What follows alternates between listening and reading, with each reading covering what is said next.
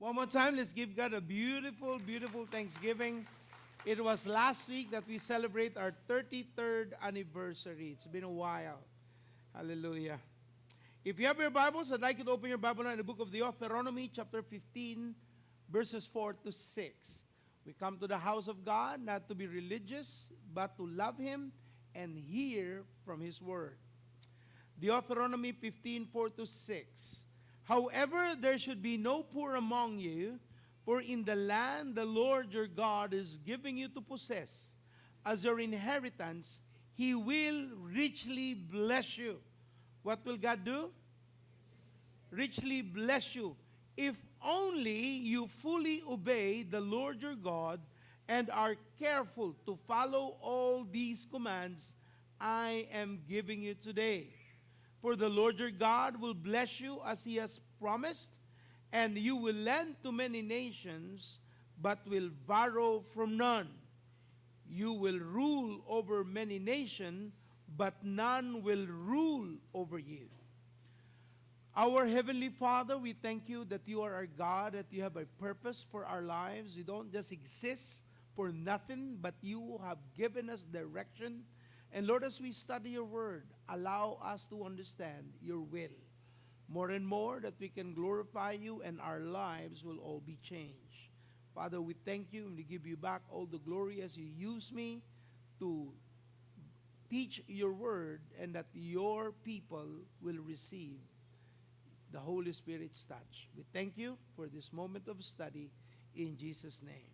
And everyone said, Amen. Well, can we bring back the lights at the back, please? Thank you. We are studying the revealed will of God. And why are some believers have been having difficulty coming out of poverty? You know, let me just bring you to the cross. When Jesus died on the cross, it was in the scripture's word, it is finished. Nothing to add. It's done. When Christ was crucified on the cross, there was a crown of thorns over his head. Why? Because in the book of Genesis, thorns and thistle was part of the curse when man sinned against God. When Jesus was stabbed by a spear on the right side, it was because Eve was taken from the right side, or what we call from his rib. Why was Jesus nailed on his feet as well? Because it was at the feet that Satan will be defeated. Why was Jesus nailed on a tree, as they would use the term? It's because the tree was the cause of sin that Eve took the fruit from. So the finished work of Jesus on the cross is not just about having a religion. It was to summarize, to finish what the devil has done to destroy humanity. And part of that destruction is what we call poverty. Because poverty was not part of the paradise or the Garden of Eden. Poverty only came in when sin started to become part of it. The Bible said that God said to Adam, by your toil you will labor for what you need to eat. It was not at the beginning, because whatever Adam needed, it was provided by God. When sin came in, there started the agony of humanity. That's why another Adam has to come in to remove all of what the curse of the law provided. Now, why do we call it in the New Testament grace and we are not under the law? Because in the New Testament, we now serve God directly by honoring and worshiping Him, and we do not need to bring animal sacrifices anymore, because Jesus became the Lamb of God who takes away the sin of the world.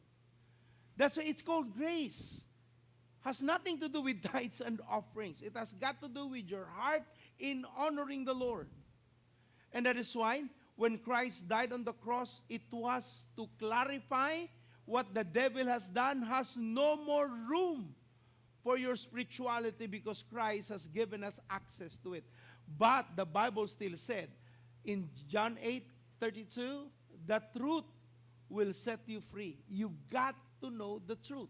The presence of the truth does not change anything to somebody.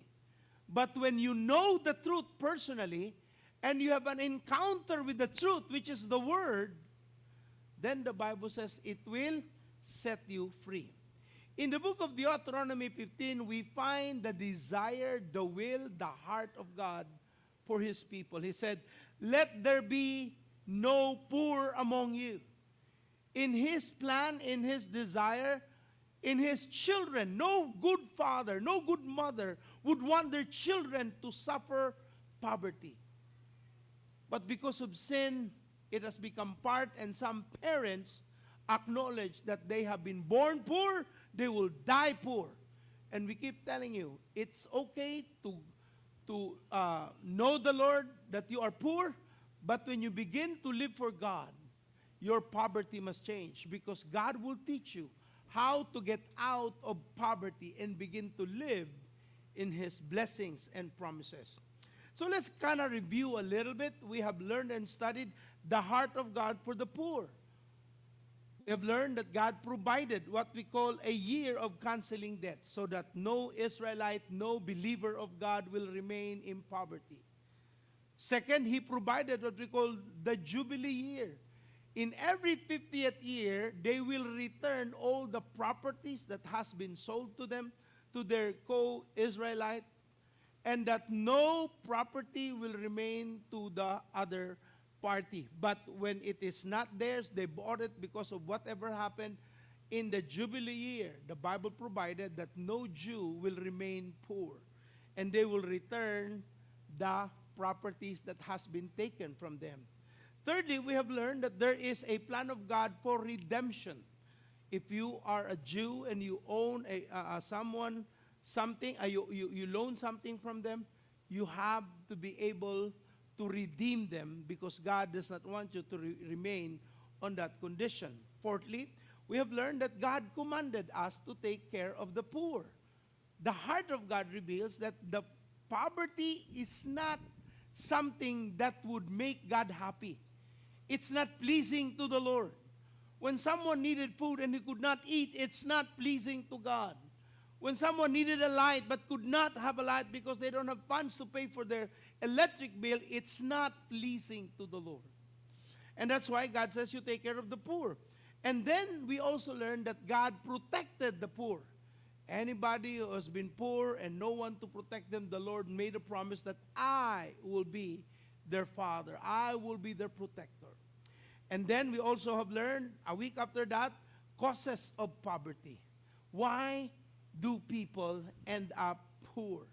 We have learned that it started all in the Garden of Eden when the devil presented sin in humanity. There was no poverty in the Garden of Eden. It was only when Eve took the tree from the knowledge of good and evil and ate it and gave it to her husband.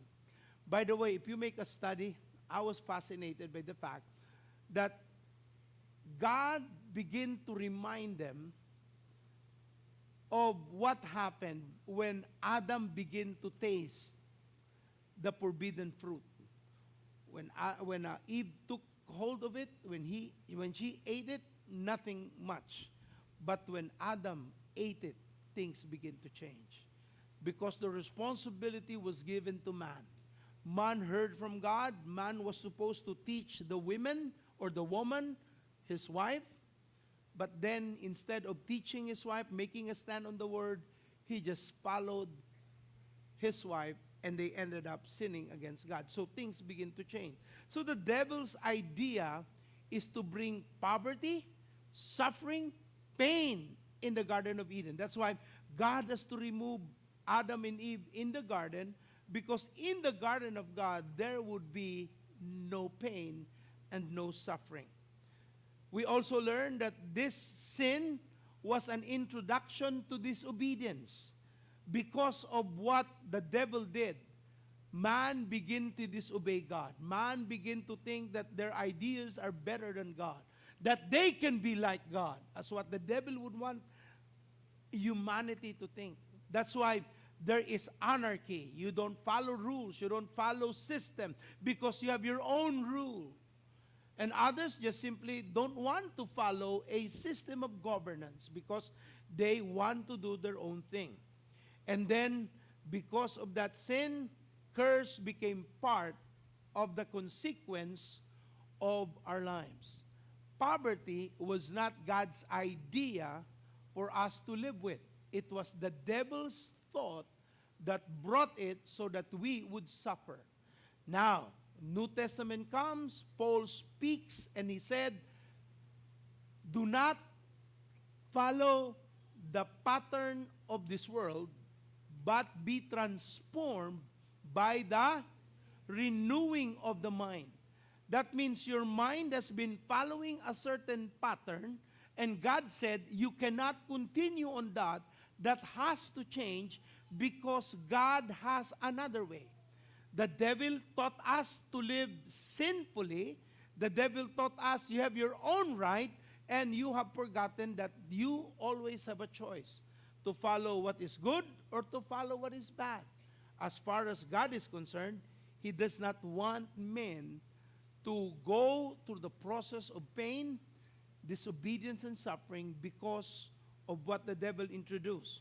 So we have learned that not only the cause of poverty was the evil one, man, as a result of his disobedience, encountered poverty. You know, disobedience will always have consequence. If the law said, thou shalt not kill, and you kill, and you are found guilty, you will be incarcerated. If you are going to disobey your parents, then you may not have an inheritance from your parents because you have disobeyed their parents. You know, in the prodigal son story, if the prodigal son died where he was in rebellion from his father, there's no more for him. But because he repented of his sin, he came back and he was able to still get his father's covering.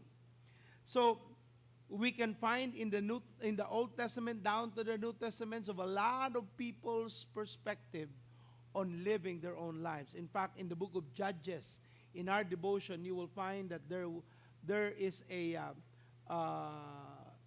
destruction of Israel, and then God will send them a deliverer, and then they will now be blessed again, and then they will again forget God, and they will be destroyed again, so on and so forth. So God's plan is to bless His people, but the devil's plan is to create disobedience, going against God, so that people will experience what the devil would want them to experience. We also have learned that stealing from God will bring you a curse. Whether you like it, whether you believe it, it's not gonna change God. The Bible says in Malachi, you are under a curse, the whole nation of you, because you are robbing God. Now, whether you believe or not, God is His Word, and the Word is God. So God plainly reiterated that stealing from God is not good. Much more, stealing from your neighbor is not good. Or stealing the time from your work is not good.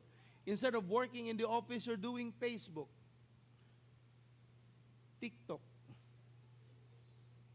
Instagram, while you are working. And you have a proof that you are doing it. And then you think it's fine. So as a result, when there is downsizing, they look at the media platform. Who among our employees are present during this time using their Instagram? They're the first candidate to graduate from work. They will no longer come back. The next, they will look at those who are always late, and they will say, we don't want for you to suffer and wake up early. You can stay late for the rest of your life. You don't have to come. So, stealing from God, from your office, from your neighbor is not pleasing. And it's not acceptable in God's kingdom. We learned that. That's why there are suffering and poverty. We also have learned laziness is another reason why people are poor. They could have done something, but they did not do it. They could have accomplished what was tasked of them, but they did not do it because they don't feel it. You know, especially in our XY generation, our Alpha generation, they're really feeling based. Why are you not studying? I don't feel it. Why are you not going to school? I don't feel it. Why are you eating? I feel it. You know, feeling is not the basis for making decision. In fact, the Bible says in Jeremiah 17 verse 9, the heart is the most deceitful thing above all else. That means the heart is not the best barometer or way to check if you are going to do what is right, but what the Bible has taught us. So laziness will bring you poverty, as God said. He said, a little slumber, a little folding of the hands, then poverty will come to you like a bandit. Also, we have learned about unfaithfulness. If you have been given a trust, the Bible said, to whom has received a trust must prove themselves faithful. And then Luke 16 said, if you are not faithful with a little, God will not give you much. If you are unfaithful with a little, you cannot be faithful with the much. So don't come to God and say, Lord, if you give me bigger money, I will give you more. If you cannot be faithful in the little, how can you give God the bigger one? So it's about faithfulness with a little that God can trust you with much. We have learned that unfaithfulness will not help you get away from poverty. You've got to be faithful. If your boss has entrusted you 2 talents, when he comes back, you have to produce 4 talents. If the Bible says you were given a trust of 5 talents, when the owner comes back, you have to produce 10 talents. It's always double of what you have received. That's the goal. If you will be called faithful servant, good and faithful servant, is because you were able to double what has been entrusted in your care. And those who are faithful say, and all who are sleepy say, Amen. I said, who are sleepy, please wake up. We need to learn. And everyone said,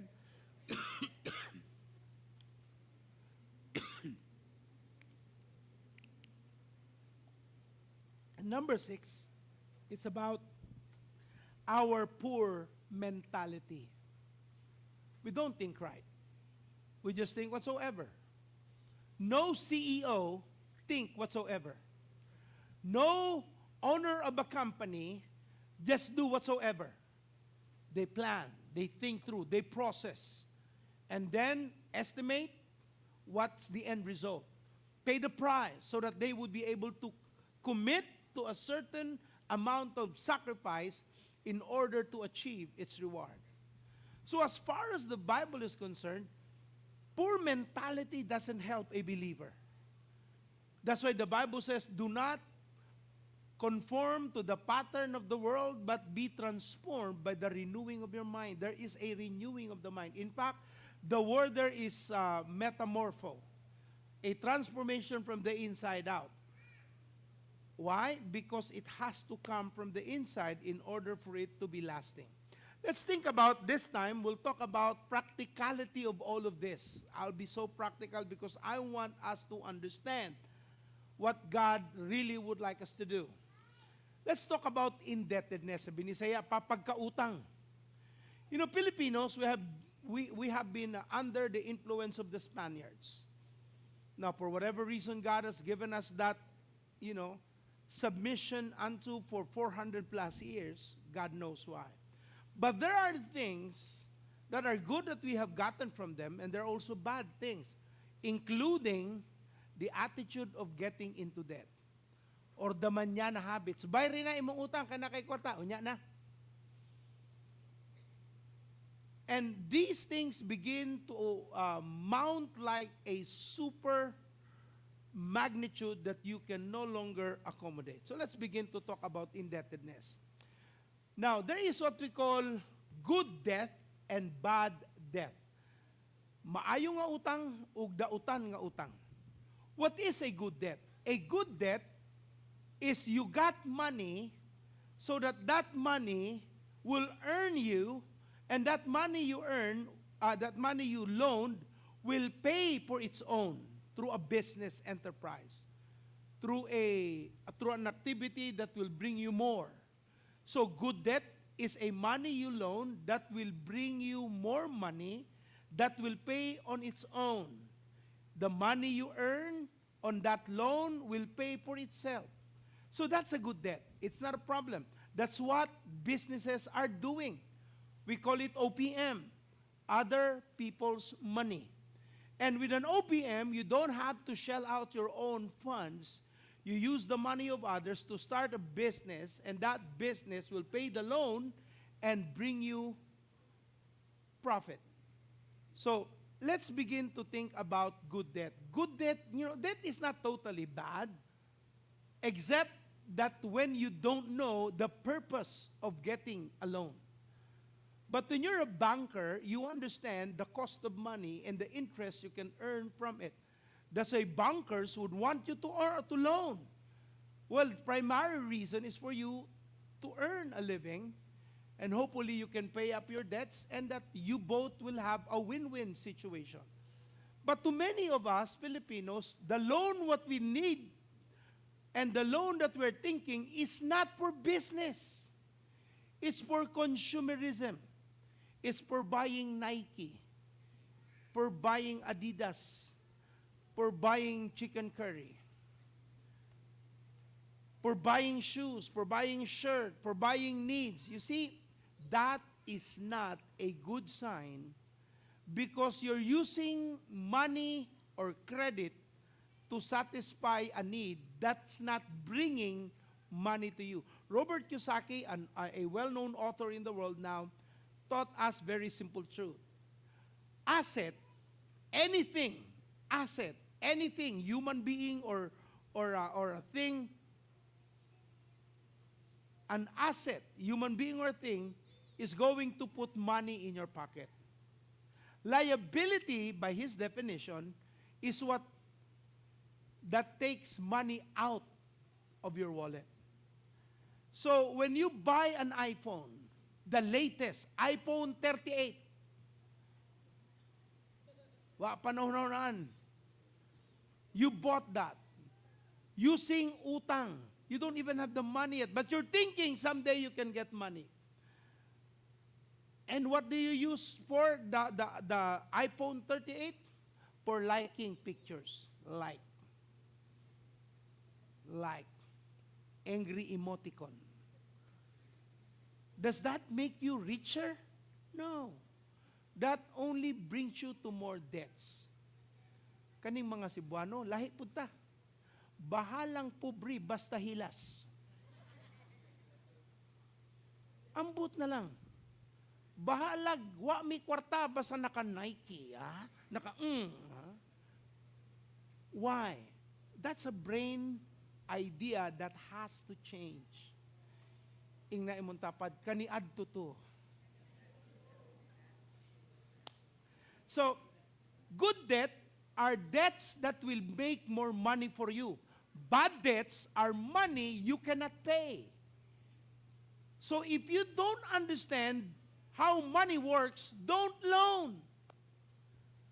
But what do? You learn from those who understand how money works.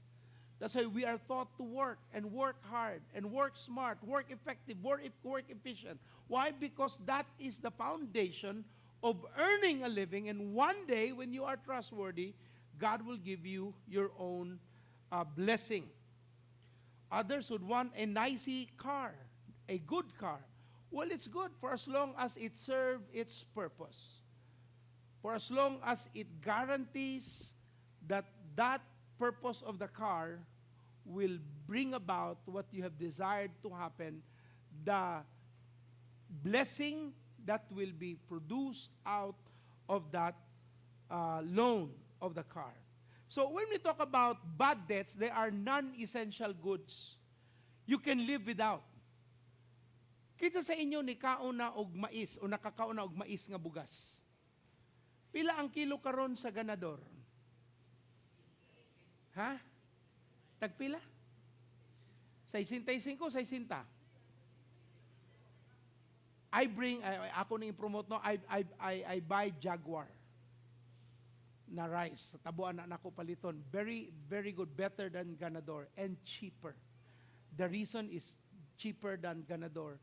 And it's really good. Muna yung problema na mos balay, lisod kay paniwang tungod sa bugas. But anyway, kaning atong non-essential goods, sabto nato, no? Katong nikaon mog mais, nagniwang mo? Wala raman. Pero nganong wa tay budget, lisod tas panalapian, ganador gyud. Unya ipakita gid sa motor nga ganador.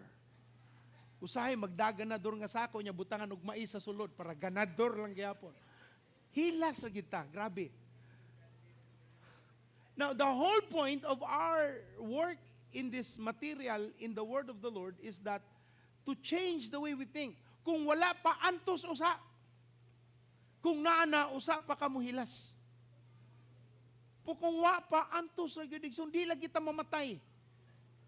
Student, I would tell them, why do you have to drink Don Macchiato or Uncle Brew? Subrator ba yun na? Wala ko mention Starbucks, kay beyond our dream naman na. Why do you have to buy 39ers? Nga pwede naman ang tag-utso. Makapili pa ka, 3-in-1, 2-in-1. Or white, or black. Kay Pastor Hilas, mga good pastor, ay, ka na nga, lingkod-lingkod dito ba? Mauna yung makapagasto nato. Antos lang sa hantod wala patay budget. And everyone said, di na baling pobre. Basta kasabot, giunsa ang panalapian. Amen? Kay usa ka adlaw, makalitan na lang imong amigo, kalitan lang kanipalit og palasyo. Giunsa nimo, amo biya nang gitiguman. Wa sa mi Don Macchiato og Uncle Brew for the last 5 years. And God bless the work of our hands. So, nganong kinahanglan natong sabton kini kay mauni makapadaot nato atubangan sa Ginoo. Lisod mangutang igsuon, wa kay naong na usahay ipakita sa imong giutangan nga wa nimo kabayri. Ubang mga Kristohanon, grabe, sobra kabagag naong. Sila na igisingil, sila pa yung mga saba. Unsa man kang kasing Kristiyano kay baka wa koy kwarta maningil pagyud ka? Kapaet. Pero kung manghum mo kwarta, day. Pama sa taday biday-be. Pero paninglong, unsa kang kasing pagkatao, Kristohano man ang kahaka, nganong maningil man ka? Kapabiya ka wako'y kwarta? Kapaet. Gigamit pang Ginoo. So, lisod magkautang-utang. And that's why we're trying to address this so that this will not continue. We're not putting you down. Please understand. We're not doing like that. We wanted you to be lifted and that you can change the way you think so that you don't have to be indebted. And everyone said, so nga numang nagkautang ta, ba nga ninatas practical, wa ta kasabot sa giword nga gitudlo sa ato nga budgeting. Kanang budgeting is helping you to understand if you have money or don't have money. If you don't have money, don't spend because you don't have money. When you spend without the money, then you are going to have a loan. When we got married with my wife, we applied what we call the envelope method. All of the possible expenses that we will incur, light, water, telephone, gasoline, whatever, rental sa house, electric bill, all of what we need to pay, we put it in every individual envelope. We call it in envelope method, an old method of budgeting. And then whenever we get our salary at the time, we put it on the envelope designated to where it belongs. And then we put the amount that we have budgeted that should be used. Apil na ana ang among gitawag nga sa among counseling, basta diri sa simbahan, aming gitawag nga mad money. Usam nang mad money. budget for dating sa magtiayon. So wala kay budget, you need to put everything in a budget. So naami mad money pang date once every 2 weeks at a time. Butangan tanan. If there is a desire, wala na ko'y bagong sinina, tanaw, para sa clothing. Na ikwarta wa pa. Huwat lang sa. Di lagi magunaw ang mundo. Kaya wa kakapalit. Silman, pastor! Makatipid ko. Wa ka nakatipid. Sister Beth pa, nakagasto ka. Amen. Ya, pastor, ganahan mo ko bago akong sinina. Adto si Sister Grace. Kailan mo Sister Grace? Grace, wife ni Arlan. Ang karaang sinina, mahimong bongga. Tahi-tahian na naskilid, apik-apikto niya. Pagawa sana, nga naman, epek-epek rana. Wa na gitaw. Ganahan yung mong bag-uno, di gin mo ganahan ng drama-drama. Wa na mutingog. Girason, kapuyan ko nagtahi. Okay na ako na kay i-budget. Pero wa kay i-budget, lami mo tahi. So, budgeting is literally controlling the money you get. If you wanted to get Uncle Brew, na ba kay pocket money, nga pwede pang Uncle Brew, pero kung wala, ayaw yun. Tubig lang sa, daghanag ice. Learn to know how much you have and spend only what you need to spend. Why? Because one day, God would want you to be the lender and not the borrower. But if you have no control over yourself, no control, some of you go to the mall, you want to have something to carry when you go home. Mungan to galimog mall, di mo angay mo palit. Pabugnaw ragyo dito. Karon kung naadyo kay tuyo nga paliton, no problem, nakabudget man ka na, go ahead. Pero kung nagpabugnaw na ka, pahala na magsiki naging ana. Kakitag sinina. Nangatulay. Kung gusto nyo ka, sukdatanan! Nya paguman, may mo arang. Please, I'm trying to be funny here because I don't want you to go into debt. Sometimes, that's the best thing to do. If you really want to feel, kay init man kayo, ato mog SNR, na adito'y pang veggies, nga pang tanoa ka ng ilang kinanglang frozen, gyud siya, adto mo dapita. Barog, ragi mo dito. Bugnaw kayo dito, igsoon. Nya, garantisado ko nimo, di gyud ka mo palit. Kay puro utanon ang naa dito. So, what I'm trying to say is that, understand, the budget must tell you when you can buy, when you cannot buy. Your budget must be honored. When you set aside, ang uban mo mag-budget. Unya, ganang palit sinina. Kaning kanon, kaning pagkaon, ato lang ibutang sa sinina para makapalit ko. No. Your budget is no longer your ownership.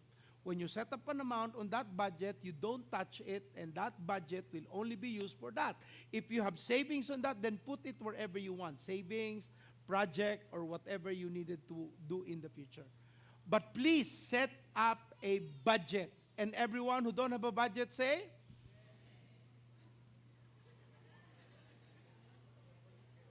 especially students. Estudyante, Lunes pa lang, hurot ng allowance. Naapakay kutob Sabado. Nag-project man gud mi pastor. Asa man yung project? Starbucks. Ha? Starbucks ang project?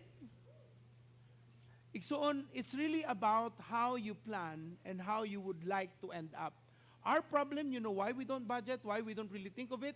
Because we don't have a plan. We don't have what we wanted to achieve. If you really want, my classmate in high school, when we were in high school, he was already selling kaning mga sinina. 4 gibs. Grabe akong mga classmates. Sige lang kakog sinina.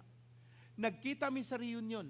Hangtod karon, dato na siya, na maligya lang gihapog sinina. But she has been so rich. She did a transplant of her husband, kaduha. Walay utang because, she's so used of earning.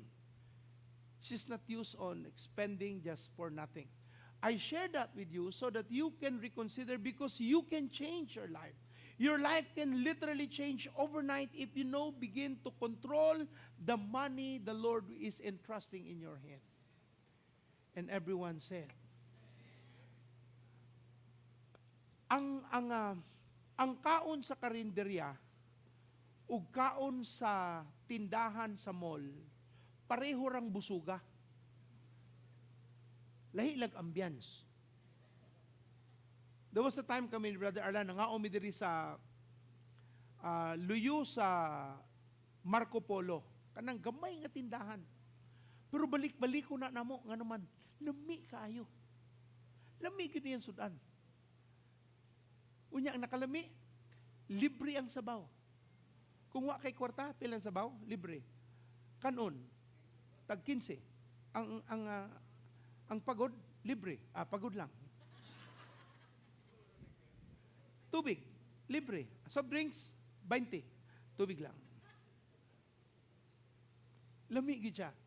Ang nakalami pa, daang singot. Ba, lami mamukhaon kung ang singot mo tuan na sa kitibo kalibutan. And we ate a lot, and we only spend a little. You go to the mall, you eat small, you spend a lot. Mas may na magkarinderya na lang. O kaha, silingan. Day, paniud to na day. I'm trying to tell you is not to take advantage of anyone, but at the same time control your spending habits. And everyone said? Now, let's go to the other issue. Pasuwa man ko mangutang, pero na ako'y credit card. Good. Credit card is good. I'm telling you, credit card is beneficial to those who understand how to use it. If you use credit card, kina kay budget, kasi magdakag, atong inom mo, palit ka og worth nga 200,000.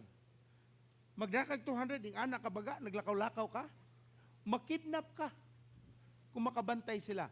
Pero wag itsura ni mo, gamit lang ang credit card. It's good, provided you know how to use a credit card. But if you use it for whatever you feel, whatever you want, goodbye. Maprisog yun ka. Kaya di naman kakabayad. Ubang wallet galing nato, no? Nga ang atong credit card to dito, itom na ang wallet. Manong itom? Sigig baga ang inyong credit card. Siging gaswipe. Nagbaga na ang inyong credit card. Nasunog na inyong wallet. Wa pagyapong kakabantay. Pero pag-abot sa bill, hagyod. Halang sa mata, halang sa bulsa, halang sa tanan. It's not good.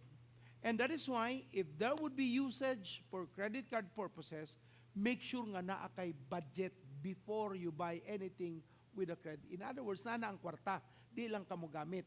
Now, kung mo gamit po ka credit card, make sure you don't pay the minimum. Bayran ni mo tibuok para wa kay interest. Ngaron, kung negosyo na kay plano, it's up to you. You know, you can compute how much you're going to earn from that if you don't pay it, and then it's up to you how to control your spending. But when you don't have enough, and you keep using your card, makalitan na lang ka one day, dako na kaayo ang nakuha ni mo, wa ka kabantay. Nya di na ka makaw na naunsaon pagbayad. In the States, karon ang usa sa sources of income sa bangko is credit card. Majority of the Americans are indebted way above their pay grade. Why? It's just so easy to use the credit card. It's available anywhere.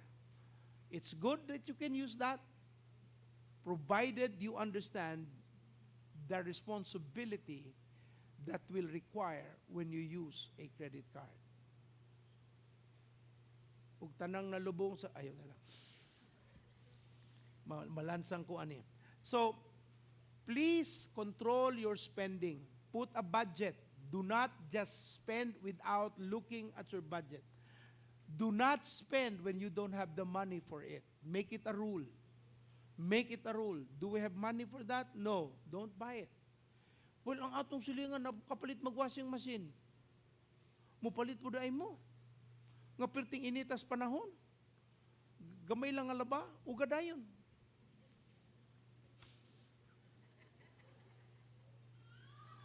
There are many ways to handle your indebtedness. So, bayri kiragyod igsoon. If you have the power to pay it, pay it. If it is in business, then let business pay for it. But if it is consumerism, let us do everything possible. Ayaw pangutang aron ibayad sa another utang. Ing ana galing igsoon lawom na kay ka. You really have to get out of it. I-consolidate ang tanang imong utang and one-time payment, and then you work with one consolidated person that you loan the money with, so you don't have too many people you're paying with, and you don't know the character of those people. Some of them will put you to shame. Some of them will blackmail you and use any other stuff to put you in danger. So please consolidate it. Make sure you are able to address all of your payables so that you don't have to be scrutinized by anyone else. And everyone said. Now, I chose to talk this way because I wanted to address the issue of indebtedness. God would like to bless you beyond your understanding. Remember the time that I told you this year that we're going to believe God for 500,000 offerings every week. Why is that? So that you are going to get blessed. That means God will give you 5 million in order to give, 500,000 as an offering to God. But the goal is not the giving to God. The goal is for you to experience an abundant harvest. For you to know that God is able. So we told that. I think I shared that around January, that we're going to believe God, that we're going to have an offering of 500,000 a week. Why? Because that means you were blessed. Because you cannot give that amount unless the Lord provided a supernatural blessing on your life. We're thankful because, last anniversary, we received 1 million. 1 million. Was that natural? No, it was supernatural. It was God making us understand that when you are faithful, God gives you more. But when you're not faithful, you only give little here, little there, then you are going to get what that little can do for you. But when you're faithful, when God said that He is going to bless the work of your hands, when God said that He is going to bring a harvest to what you have sown, He will honor that. That's why last Sunday when we get that offering, we were just thankful. God, thank you for the trust. We know, Lord, that it's not going to be done simply by men. It can only be done by the work of God. And I really prayed that that individual would really receive more from the Lord so that they know that when they honor God, God honors them in return. Maayo ang Ginoo igsuon. Maayo ang Ginoo. He only wants the best for you. So believe God for the best of your life. God, if someone gave 1 million, let me be the one to do it as well. That means God has to give you a business idea. God has to connect you divinely so that you can have a plan for your income. You may have one source or stream of income. God may add up other streams of income that will bring in more blessings on your behalf. God has a way. But you have to trust the Lord for it so that God will give you ideas that changes your life. Now, if you are not working, think, God, how can I earn? Ask God for creative ways.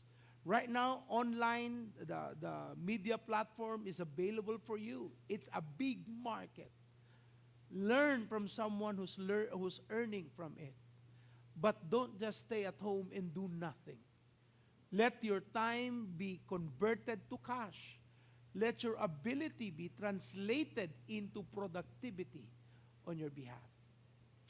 And everyone said, that means if you can give 1 million to the Lord, you have at least earned how much? 10 million. Ang uban sa ato, sana all. Sana all. Sana all. Ya, ang sa imong gibuhat, sana all. Na kay sakripisyo, sana all. Wag you kay agig so there's no way you can get that if you will just say sana all. Let's begin to work. Let's begin to think. Let's begin to ask God, Lord, how? Unlimited ang Ginoo. Give you example. Naatay usa ka subdivision dire sa Cebu. You know how much they're selling their property?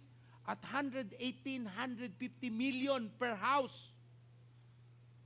Kung sa estado nila, nabay na malit, wa na lin. Kita mo agi dito, sana all. Let's dream. Let's believe God for supernaturals. Divine connection. God will give it to you. Just be faithful with God. Know Him. Read the Bible. He will give you guidance. He will instruct you in the way you should go. And be faithful with it. And one day, ikaw na'y usa sa mga tag-iya sa akong gimension. Mo may lisod sa Ginoo. Kita raman ang naglisod. Lisuda po tuhuan anak pastor bitaw. Pero kung mutuo ka, kaya ba ya? Pero may earning nimo ni adto. 5,000 naman. Nahimong 10,000 naman. Karon mo earn na kag 50,000 naman. Musigi man nagsaka.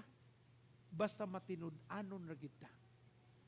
Pero kung 5,000 ka ni adto, after 10 years, 5,000 pa rin kagihapon, timan ni igsoon, dili ka si Jesus. Jesus is the only one who is the same yesterday, today, and forever. Dili mahimo nga 5,000 ka ni sugod hantod 10 years after, 5,000 lang gihapon. Pag mata pud oy, ingna imong tapad, murag ikaw gyud ni. Tubaga, kani adto. Praise God. Let's all stand up. I purposely stopped here because I wanted to focus next week on the biblical causes of indebtedness. Let us pray. Our Heavenly Father, there are families that has been destroyed because of debts. There are families that are really struggling because they don't know how to get out of it. God, you have taught us that let there be no poor among us.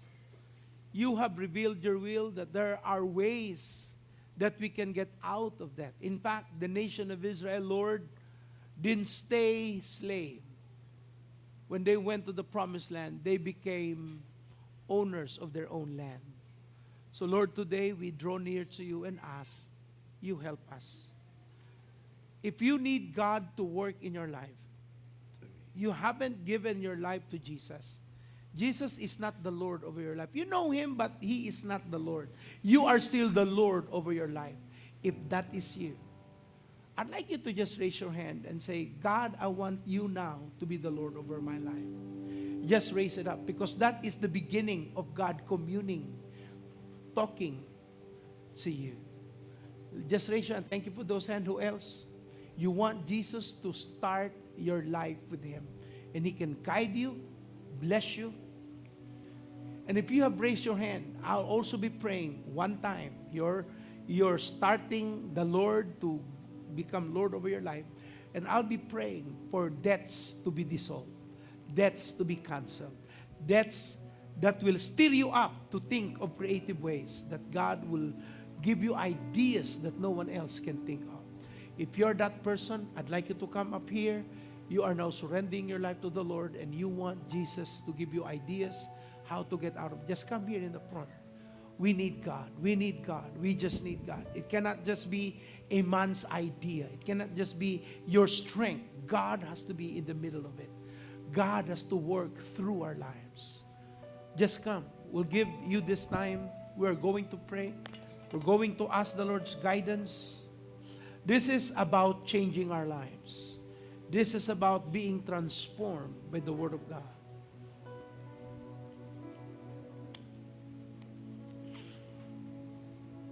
One of the reasons why we're in debt is because we're the one in control, not God.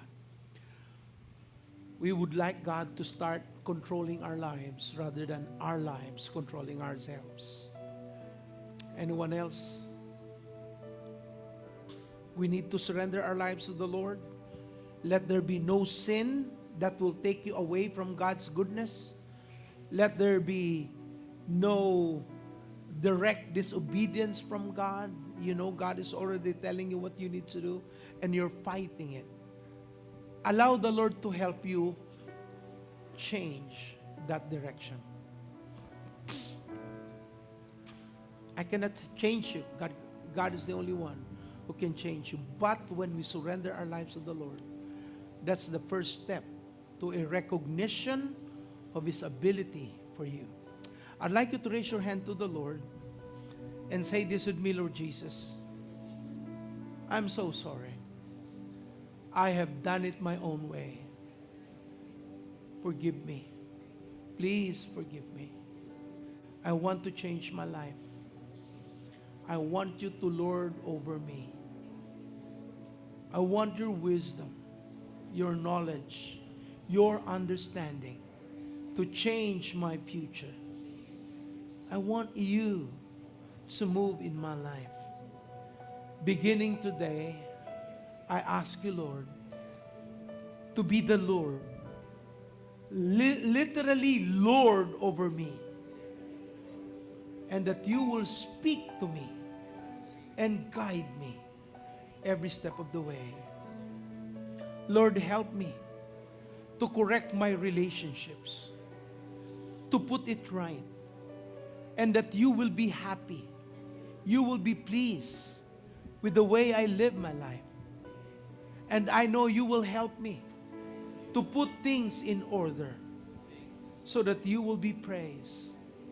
My God in heaven, thank you for the mercy. There are many things I don't deserve, and one of which is your love. But you love me anyway. So Lord, I receive that mercy, your love for me, and beginning today, I ask you, give me wisdom, give me understanding, and the right knowledge that will apply in my life, and that I will never be indebted again. It may be slow, it may be supernatural, but I want to live the kind of life that you want me to live.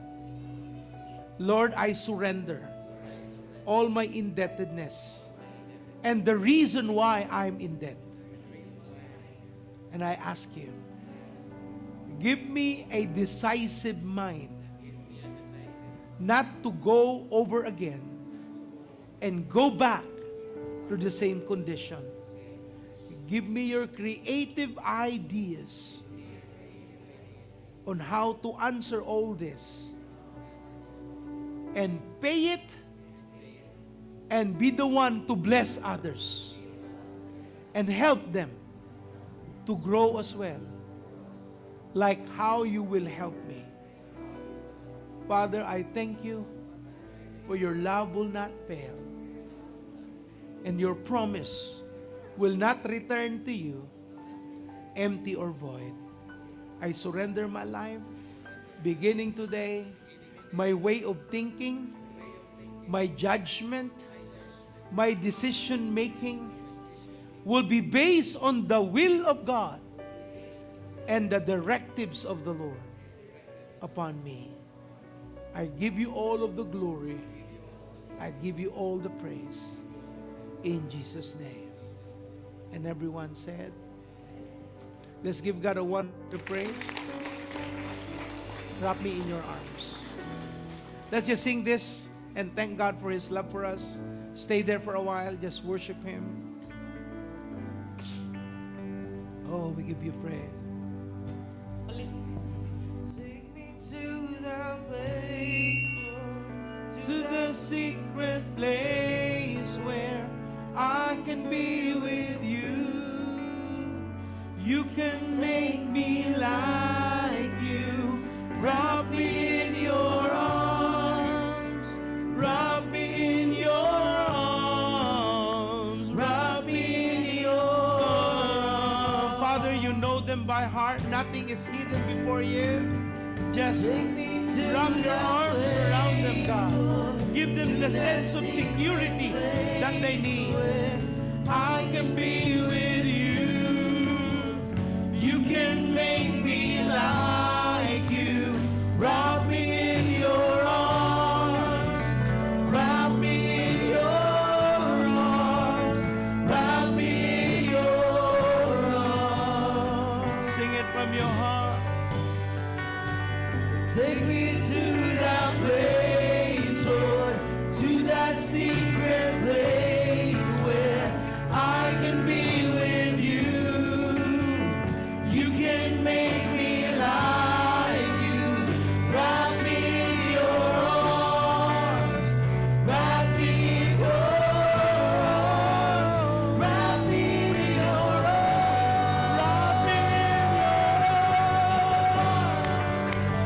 Wrap me in your arms. Wrap me in your arms. Wrap me in your arms. Help us, Lord. Just help us. Wrap me in your arms. Wrap me in your arms. Wrap me in your arms. Father, your people has come. They have surrendered their lives to you.